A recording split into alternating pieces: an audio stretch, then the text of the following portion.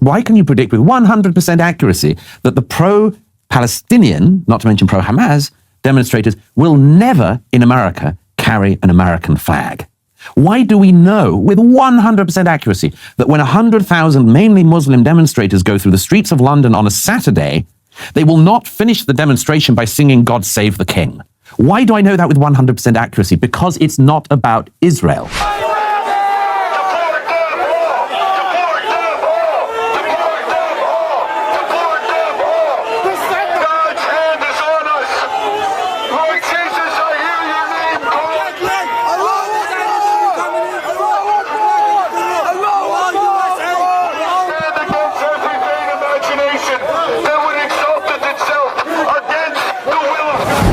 Guys, just 2 days ago, white male residents of Dearborn, Michigan came out in bikes and foot to protest against the subtle Muslim takeover happening in their city right now.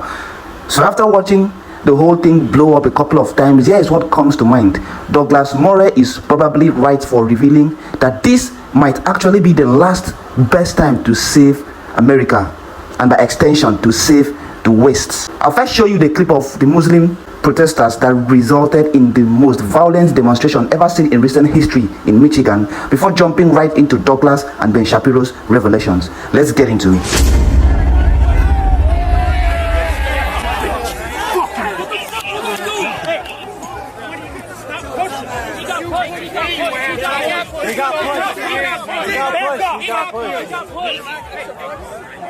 $15 million Jews were killed.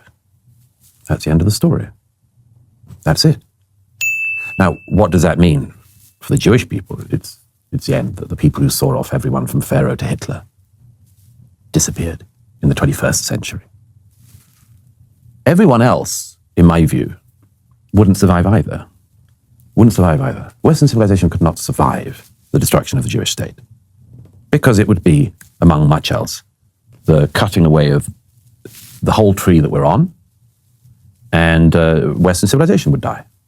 So I regard the existential threat against the Jewish people to not just be about the Jewish people. It matters deeply to me that it is about the Jewish people. But it also matters to me because it's about America. Could America survive if the Jewish people were no more on its watch, or everybody was forcibly deported from the Holy Land? Come on. Of course not. Could the isolationists bear the repercussions of that across the Middle East and elsewhere? Of course not. So I find this blitheness and the frivolity of it to be absolutely intolerable among the critics on the right. You know, one of the things that's been so amazing about all of this is just the sense that the West has lost its moorings. I mean, I was more disturbed, you know, from a sort of Jewish perspective as a Jew. Tragedies happen to the Jews, terrorist attacks happen to Jews, slaughters happen to Jews. This is sort of the story of Jewish history. But the idea that you have hundreds of thousands of Westerners who are marching in solidarity with the murderers, that was on some level more disturbing to me than the actual massacre itself. Certainly not in terms of, you know, the actual amount of human suffering and the horrifying evil and barbarity of it, but in terms of the threat to the civilization as a whole. It seems to me that one of the things that we're seeing in terms of this sort of right-wing backlash that's now happening in Europe, it's very much of a piece with that. It's very much Europe and I'm hoping America saying, if we don't have any values for us to rely upon, then the people who are marching through the streets are going to end up running this place. Well, that's the other thing is what people don't realize is that they're all next. I mean, it's sort of. I'm always baffled by the fact that people don't believe the words that come out of people's mouths. The Hamas leadership, the Hezbollah leadership, the leadership in Tehran, the revolutionary Islamic government, have all made perfectly clear what they want to do with Israel. But they don't regard Israel as being the main problem. They regard it as being the main regional problem for them and their expansionist Islamist worldview.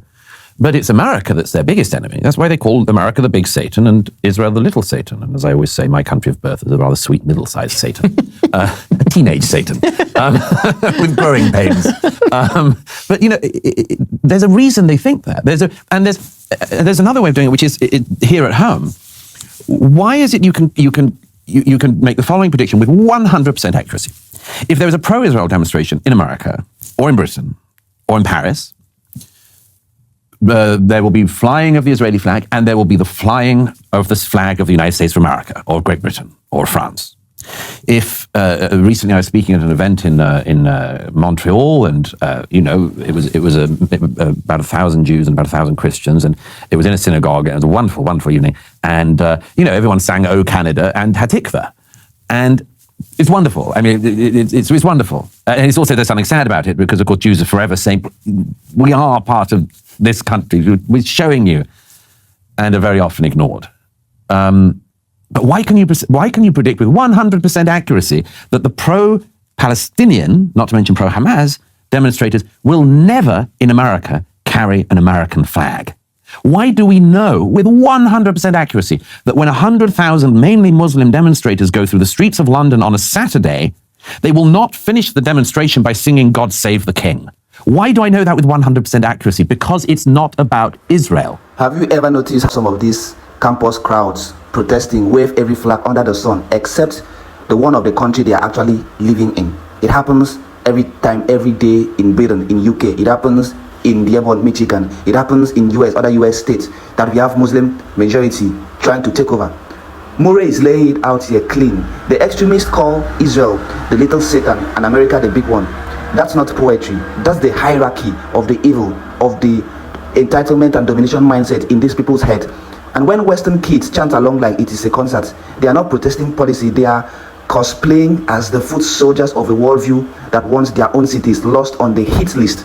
It is a pathetic irony because these people don't know what they are doing. Whenever I see the Westerners joining pro-Muslim protesters to galvanize and chant for the freedom of Palestine, it is just absurd because Palestine is not a real place. That place was never given. That place has been taken. It was not the Muslims' right, Islamists' right to take that place. It was never given. So these people don't know what they are chanting for. They don't know what they are galvanizing for. They are lost. They are, ironically, if I want to say so, stupid. They don't know it. They are cosplaying as foot soldiers of a worldview that wants to take over, wipe them off the face of the earth. Athens and Jerusalem build the house they are living in. Yes. So watching these people cheer the arsonists, the Hamas soldiers, it's like seeing someone touch the foundation and then complain that the roof is leaking. It doesn't make sense. It's about America. It's about Britain. It's about France. They hate Israel first, and it's the easiest one to hate. But they hate everybody else next. You think some stupid college kid at Berkeley or Columbia who's getting their parents to remortgage the house so they can shit in a bucket in the center of the square of their campus and claim they're liberating some people they've never met in a region they've never traveled to. You think any of those people actually love America and just happen to have a problem with this country they've never visited and don't know anything about? They happen to have this problem about that, and they're willing to set up weird encampments and become even less educated than they were when they went to campus. And you think they're just like want mild adjustments in welfare reform in the US? Give me a break. This is a revolutionary movement, and it finds its first and most fevered and most flattered version in its attack on Israel. But of course it's anti-American, of course it's anti-Western, of course it's anti-British and anti-European.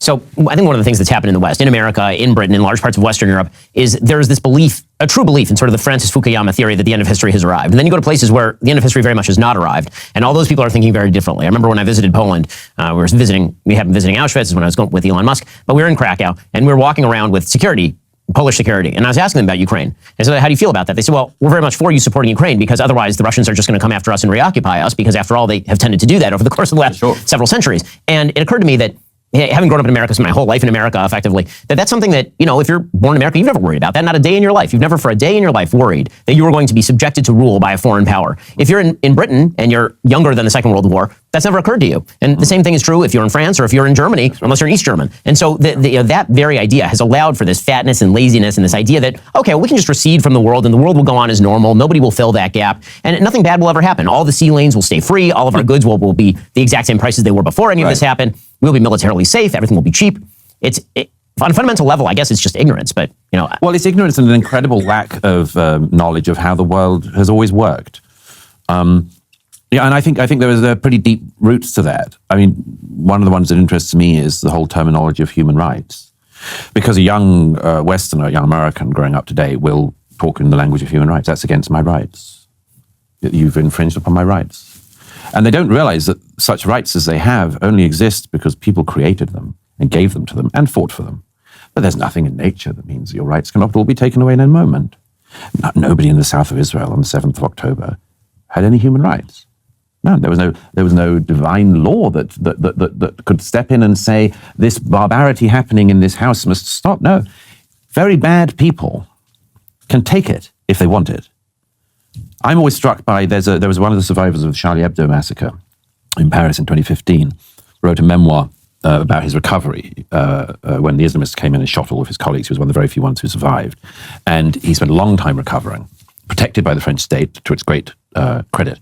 And the great French novelist, Michael Houellebecq, who has spent years also living under armed guard, the cost of the French state, because of things he said about Islam. The journalist from Charlie Hebdo describes going into a party and for the only time in his life seeing Michael Houellebecq at the party. And Houellebecq is sitting in the corner surrounded by security, pretty drunk as usual. And they see each other, and Houellebecq walks over to him and said one line, which is actually a quote from the Gospel of St. Matthew. Houellebecq just said, "Men of violence, take it by force." And then he walked off into the night. It's a pretty powerful scene, but that's what people don't realize. Men of violence take it by force. They don't ask your permission. They don't care for your permission. They'll take it. No young American realizes that. They would say, but I will complain to somebody. There must be somebody. By the way, that was an actual Thomas Friedman column, right? Thomas Friedman wrote a column about 3 weeks ago, by the time this airs, in which he said that he wanted Hamas to remain in charge of Gaza because when Yahya Sinwar came out of the tunnels, he would do a press conference. Yeah. And at that press conference, Thomas Friedman would be present, and he would ask Yahya Sinwar what he thought he was doing on October 7th to bring this catastrophe upon his fellows. And he is sure that the Gazan people would rise up and yell at Yahya Sinwar very, very loudly. And like this sort of peculiar cultural centrism, this sort of...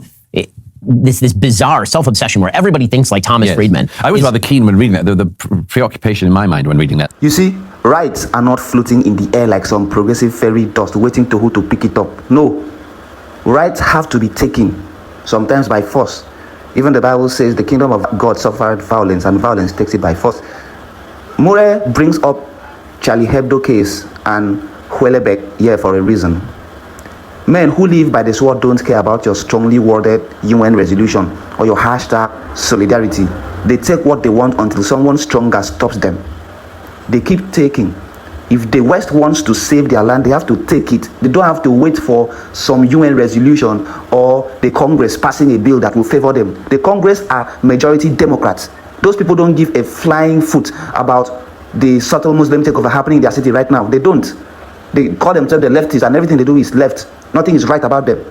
So if the West want to take what belongs to them to regain their land, they have to do so by force. They have to do so by force. Because these people are seeping into every known quarters. They are seeping into the legislature. They are seeping into the judiciary. They are seeping into the enforcers. We have Muslim police chiefs, Muslim mayors. What do you think is happening? They are subtly taking over. They are subtly taking over, and until America wakes up, it's going to be a sorry story for them. The West spent decades convincing itself that moral lectures and soft power were enough. Then October 7th happened, and the streets were filled with people who looked at the massacre and chose the side with the knives. Can you imagine? We have Americans chanting in support to Hamas soldiers, unaliving so many Jewish lives. They say, they had it coming. They had it coming. After all, what did they expect them to do? Can you imagine these people? Can you imagine them? That should have been the wake-up call. Instead, too many are still treating strength like a dirty word. It's pathetic. Appalling column. Was I decided in the dark man, I wouldn't mind if Thomas Friedman went to see Mr. Sinwar. But anyway, it would be an awfully fast learning curve he'd be on. It reminds me of the late and unlamented British writer Robert Fisk, who was forever calling in columns from countries he wasn't in.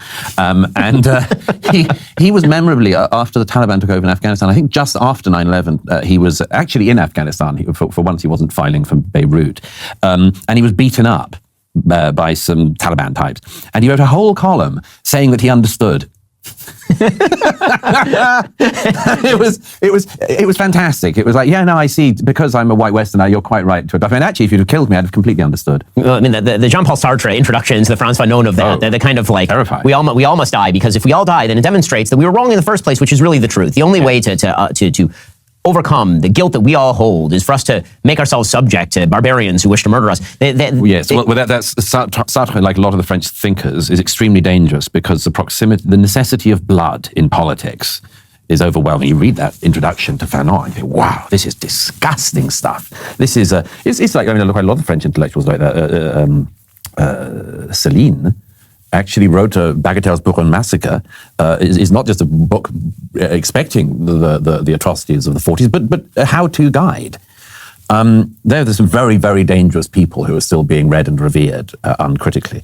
But the thing that disturbs me about this, by the way, is that you mentioned Fukuyama earlier, and there's something very important that needs to be said that doesn't get said, because Fukuyama quite rightly gets castigated for his predictions, diagnosis, usually by people who actually never read the book. There is one thing in the book that is enormously important. So what do you think about this whole mess and what Douglas Murray is saying? Is Douglas Murray right for saying this is actually the last time to save the all-powerful West in retrospect? Or is he not? Let me know your thoughts in the comments. Meanwhile, we'd like you to subscribe to this channel to keep seeing more insightful videos like this and help us grow. Thank you.